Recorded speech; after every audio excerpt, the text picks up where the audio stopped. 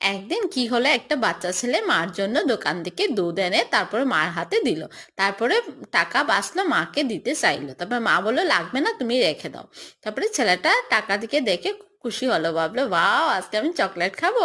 তারপরে মা ওকে চুল টুল আছে রেডি করে স্কুলের জন্য টাটা দিয়ে বাই বাই দিয়ে পাঠিয়ে দিল। তারপরে ছেলেটা যেতেছিল, তারপর টাকার দিকে আবার দেখে খুশি হয়ে গেল। তারপর যেতে যেতে হঠাৎ একটা দোকানের দিকে নজর পড়লো।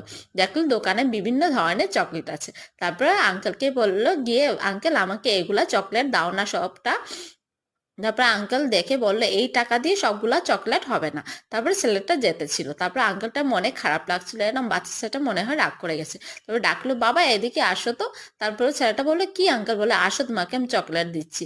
তারপরে চকলেট ছেলেটা বলবে না না আমার লাগবে না আঙ্কেল, লাগবে না, বলে এই টাকা আমার হবে না, তো আমার চকলেট লাগবে না। বলে আঙ্কেলটা মনের ভিতর খুব খারাপ লাগতেছিল ছেলেটার প্রতি। তারপরে ছেলেটা টাকা দিয়ে খুশি হয়।